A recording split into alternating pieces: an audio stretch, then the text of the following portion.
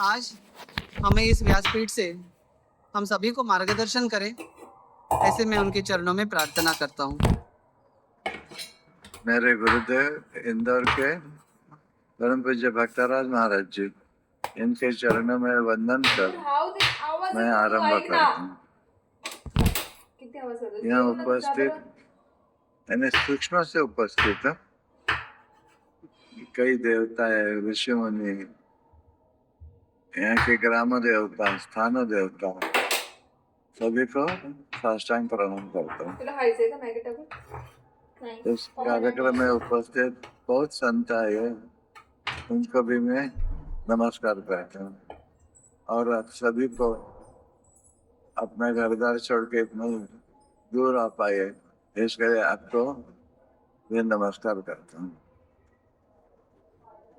सनातन संस्था की स्थापना 25 साल पहले होगी। पहले से शुरुआत होगी तो कैसे होगी? मैं डॉक्टर बनने के बाद मुझे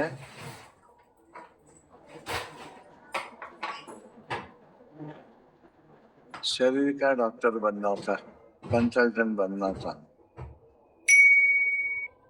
वो मैंने देखा कि उस वक्त तपास वगैरह करते हैं शरीर का, रक्त, एक्सरे और निदान करके उपाय करके।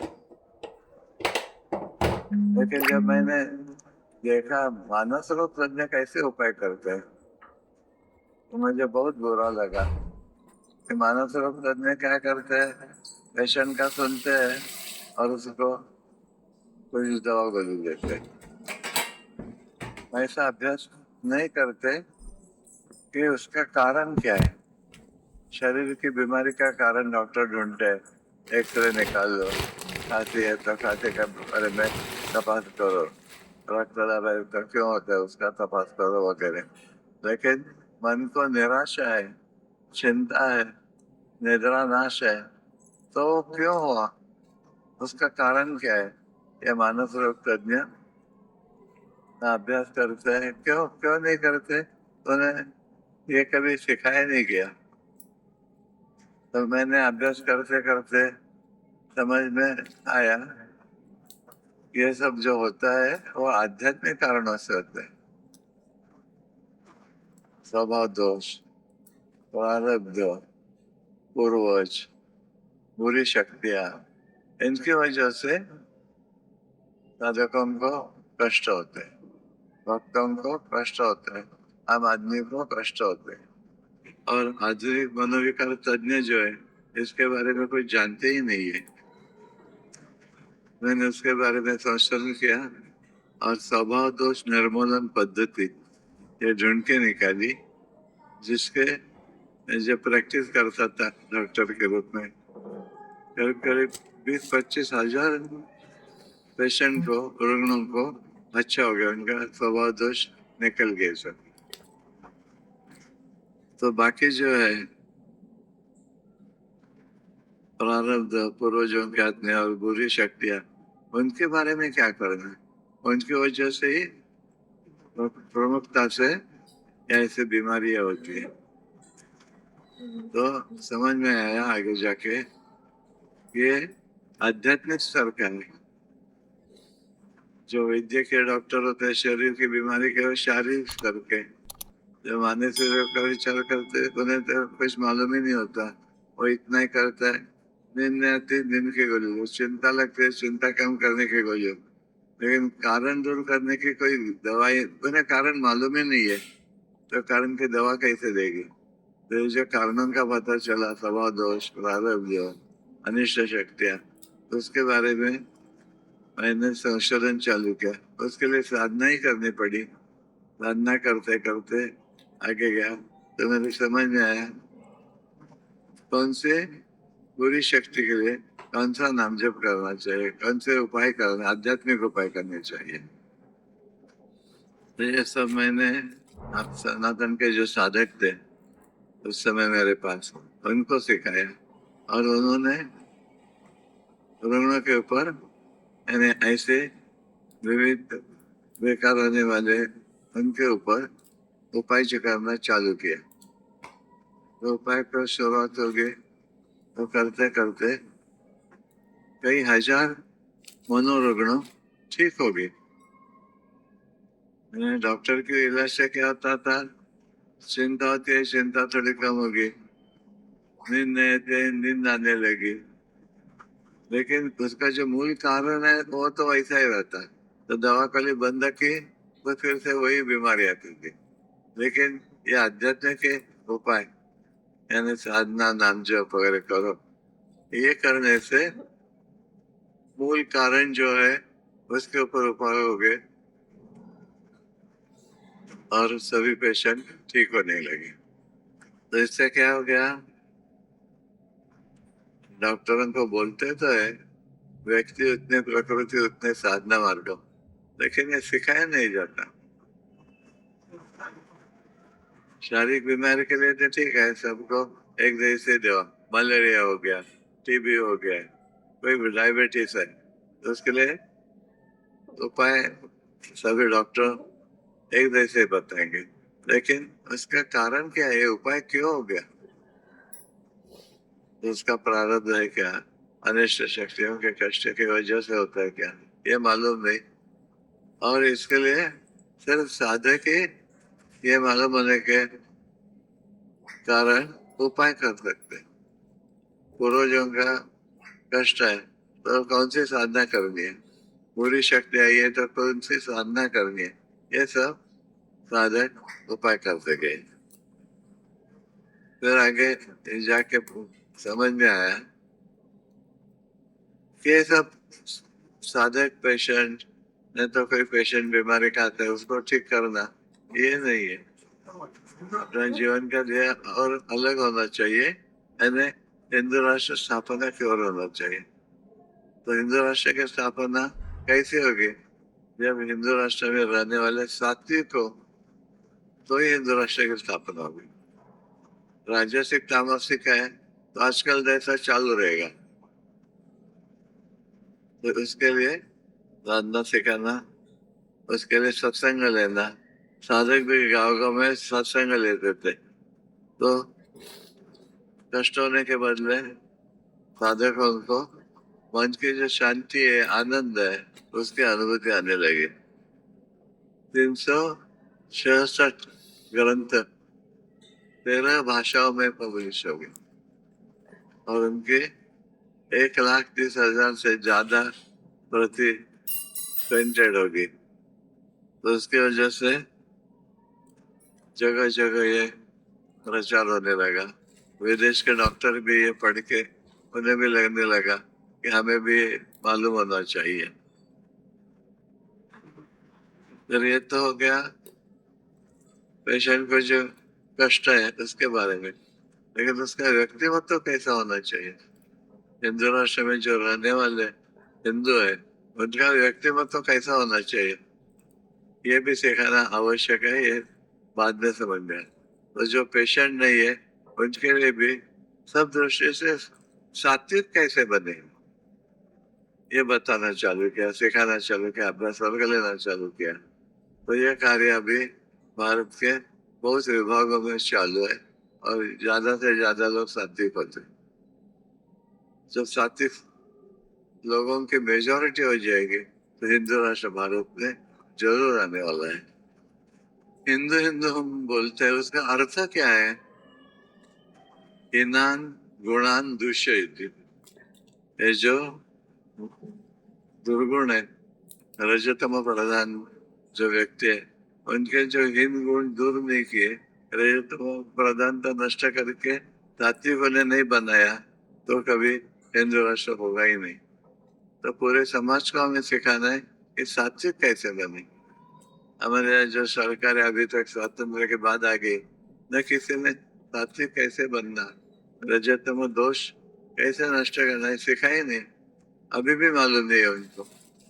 तो ये सनातन संस्था का कार्य है, सत्वगुण कैसे निर्माण करना है सिखाती है। अभी साधना के प्रकार भी दो होते हैं, एक तो है व्यष्टि साधना, खुद को सात्विक बनाने के लिए जो साधना की जाती है उसे व्यष्टि साधना बोलते हैं। और समाज को सुधारने के लिए जो साधना सिखाते हैं समाज में जाके, उसे समष्टि साधना बोलते हैं। तो व्यष्टि और समष्टि, व्यष्टि साधना से उन्नति हो जाती है, लेकिन वो क्या है, सिर्फ खुद का देखता है, मुझे साथी करना है। ईश्वर कैसे करता है, पूरे ब्रह्मांड का विचार करता है, कहाँ कुछ है गड़बड़ तो जाके वो सुधार देता है।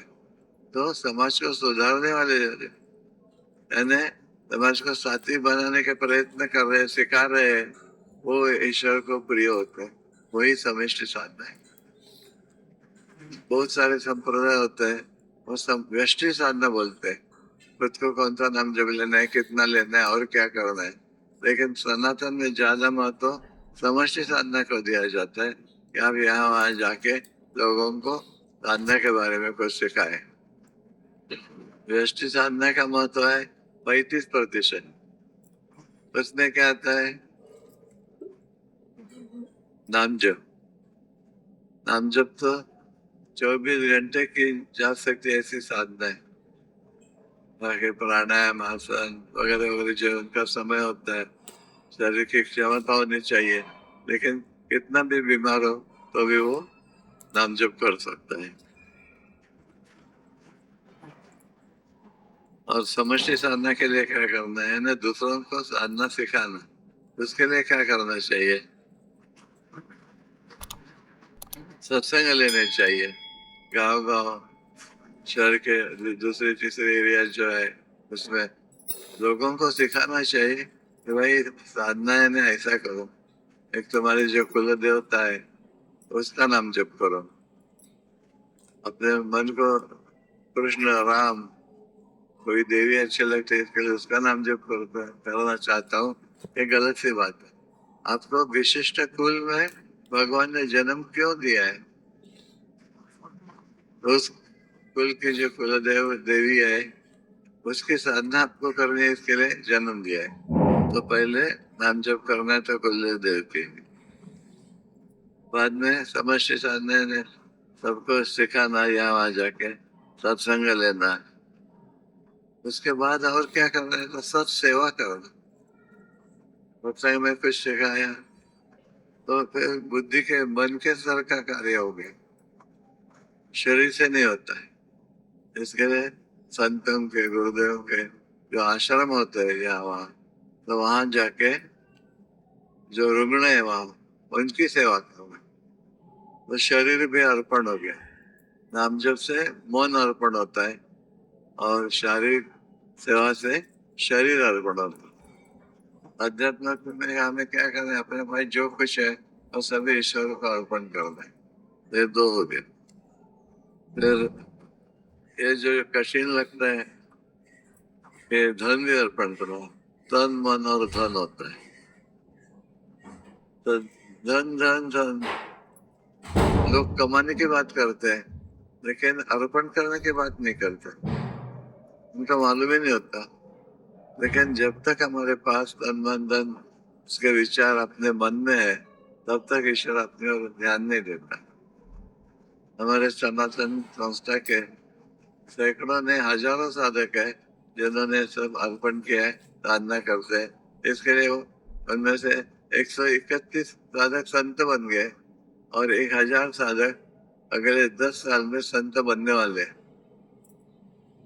कोई संप्रदाय में हम सुनते हैं क्या कि वहाँ इतने संत है, इतने संत होने जा रहे हैं?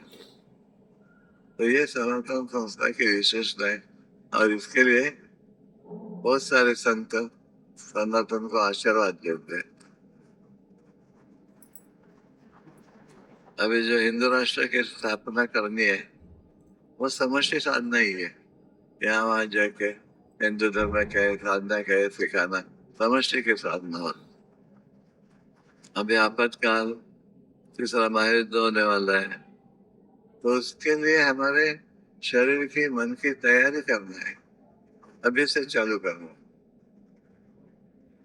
यानी यहाँ वहाँ बॉम्ब आ गए, दंगल हो गए, जिसको फ्रैक्चर हो गया,